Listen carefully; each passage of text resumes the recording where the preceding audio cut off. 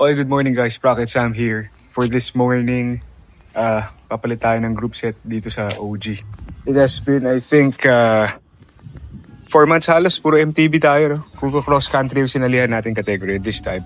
Excited na ako bumalik sa gravel, no? So, papalitan natin ng mabilis yung group set nito. Why?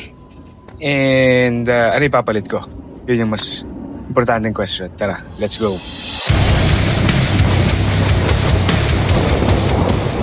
So mabilisan lang, no? Ang kinabit ko na group set dito sa OG is yung GRX 825 Di2. So 2x setup siya.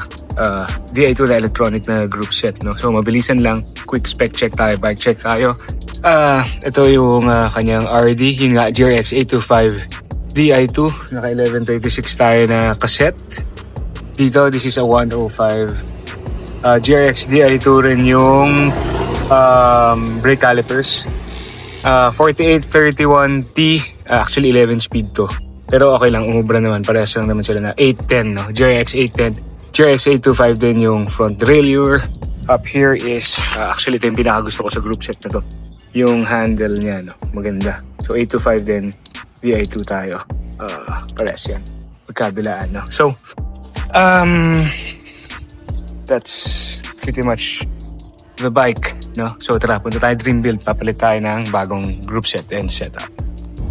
Okay, so papunta na tayo ngayon ng Dream Build. Ngayon, you may be asking the question, bakit tayo nagpalit ng group set? Or more importantly, bakit tayo nagpalit ng brand? So from Shimano, mag-SRAM tayo. And from 2x, mag-1x tayo. Why?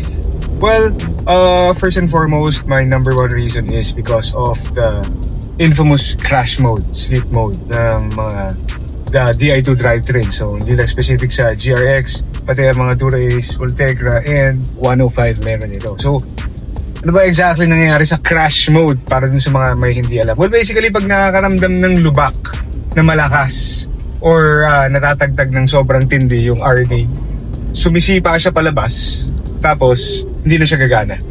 Pag sipa niya sa labas, bababa siya sa pinakamaliit na cog, usually 11T. Pag Shimano ka. Tapos hindi na siya gagalaw.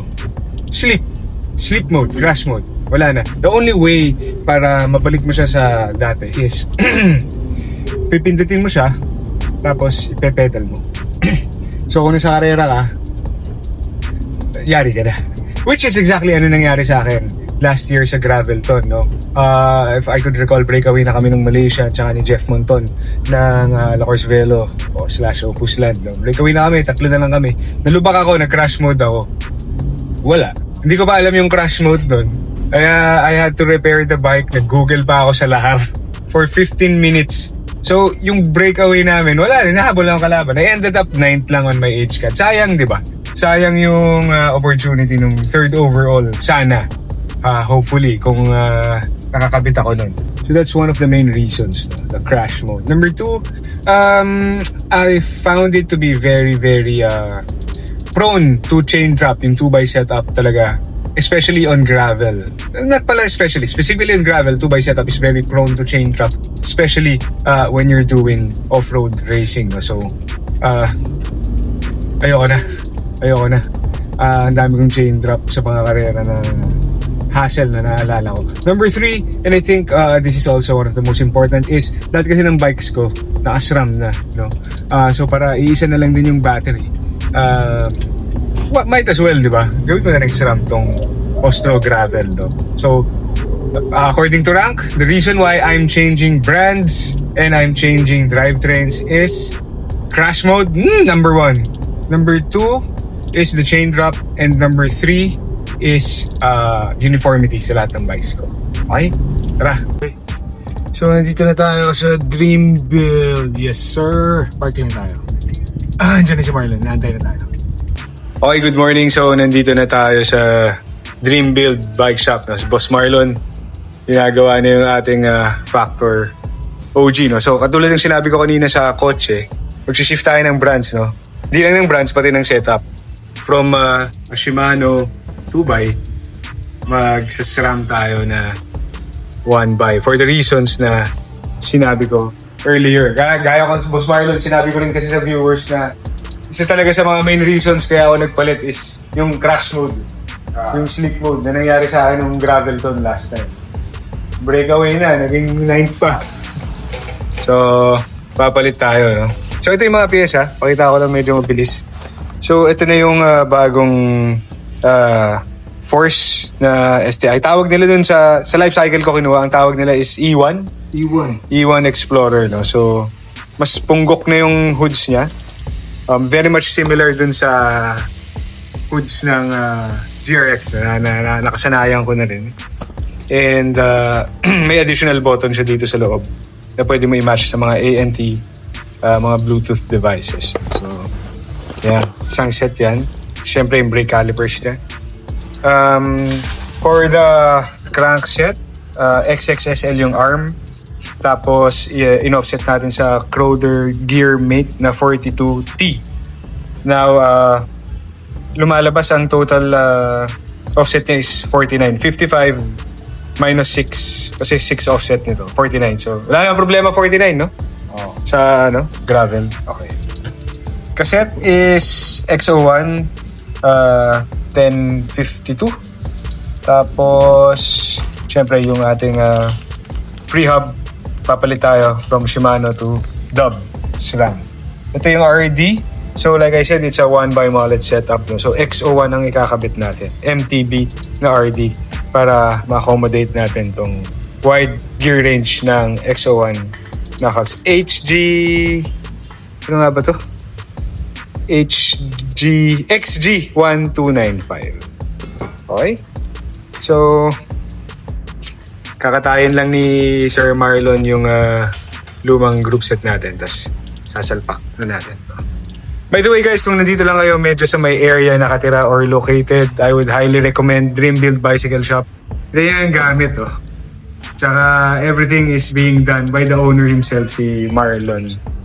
I guarantee, alam niya ginagawa niya. Hindi at risk ang mga bikes. No? Dito lang siya located sa may malapit sa Rosario. Kung mga galing kayong Ortigas, captured yan. Kung mga galing kayong Cainta, Pasig, pag going area doon, okay. May mga supplies din siya, kumpleto. I'll post a link of his shop sa baba. Should you want a schedule kasi talagang in demand to, kailangan by schedule eh. No, boss? Sige. So, gawin lang niya to. Resume tayo ulit mamaya-maya. Okay, so natapos namin isang buong araw. Thank you, Boss Marlon, ha? Binadali ni Boss Marlon. So, nakabit na yung pyesa. Kamusta yung niya? Chainline, okay naman, no? Okay naman. Wala namang stress sa No. So, nung una kasi worried kami kasi negative 55 to. Ay, sorry, 55 tapos positive 6. So, ang ending niya is 49, which is yan, pasok naman sa sa highest, sa biggest ring sa likod. So, ayos naman. So, ito talaga yung pinaka nagpagwapo para sa akin. Yung bagong Force E1. Ganda. So, maliit lang, sarap hawakan. Yan. So, nagka-problema kami initially sa kadena. Nagkaroon lang ng links. Kasi maliit yung original na kadena. Ito yung galing sa Enduro na maikli. Kaso, dinugtungan na lang namin initially. Hindi advisable. Hindi daw advisable. So, Makati lang talaga ako ngayon. Kaya ginawa namin ng paraan. Pero, ayan na siya. Sayang, umuulan lang. Hindi natin ma-test ride, no? Ngayon. Okay. So, yung setup natin, mabilisan lang ulit. STI is SRAM Force Explorer, yung pinakabagong version. XX yung crank na naka-gearmate na chainring. XO1 lahat tayo sa likod. Yung calipers ganun din, no? SRAM Force. Tapos, OG, Factor of Gravel version 1. Weight is 8.465. No? From 8.65. So, gumaan tayo ng konti. Yan. So, hindi ko na na-mention yung goma at yung setup. Yung gamit natin na goma dito is ito yung eksaktong goma na ginamit natin nung Attack Unrestricted Monsoon. No? So, as you can see, naka-MTB tires ako sa harap. Those are Continental Race Kings 2.0. Actual niya is 53 40C. Sa likod, naka 40C lang tayo na Terra Speed, no? 40C. Why ako naka-tire mullet? Well, besides na hindi kasya sa likod ng Oslo Gravel yung hanggang 45C lang talaga siya max. Ayan, as you can see. Mas gusto ko rin coincidentally na fast rolling ang likod, no? What's important talaga sa akin is ito, yung harap. Kasi yung likod susunod lang naman yan kung saan mo ituro yung harap. Iba rin yung confidence na binibigay mo pag naka-MTB tires ka sa harap, and the Continental Race King is quite a fast rolling tire even for an MTB. So yan yung setup ko pag itatrail ko yung bike na. So this was taken a week before Attack Unrestricted Monsoon. No? So there you have it. That's our setup. From 2x to 1x from Shimano, SRAM tayo. Very reliable and walang crash mode. So is the switch from a 2x setup to 1x setup really practical and sulit ba talaga? Well, if you ask me, kung nag-events ka, kumakarera ka, and ayaw mo maabala nung sinasabi ng crash mode, no? And ayaw mo ng chain drop, which is sobrang common, no? Sa 2x setup, then 1x is the way to go, no? Lakayan mo na lang yung chainring kung mabibitin ka sa flats. Other than that, I would say na 1x setup is really clean, malinis kasi wala kang FD sa harap, walang nakalawit. Hindi ko nga rin linagyan to ng chain guide. Hindi naman nalalaglag, ang sikip naman ng kadena. Just make sure the chain is really new. And it really appeals to me, no? Especially on gravel bikes, seeing a full mountain bike drivetrain sa likod. Even the crank, no? Kasi sobrang sanay ko na sa MTB, pati crank gusto ko MTB. It really has such an appeal to me, no? As an MTB enthusiast, no? So there you go. I hope nakatulong yun kung nagde-decide kayo to make the switch, or kung gusto nyo talaga din ng 2x. Those are the risks that I had during sa isang taon kong naka 2x sa gravel bike, no? Now, I'm very happy with the switch that I did. And kung off-road is your thing and climbs, kasi may granny tayo sa likod, then I think 1x is much better, no? It's a much better option rather. Alright, thanks guys, and I'll see you next time.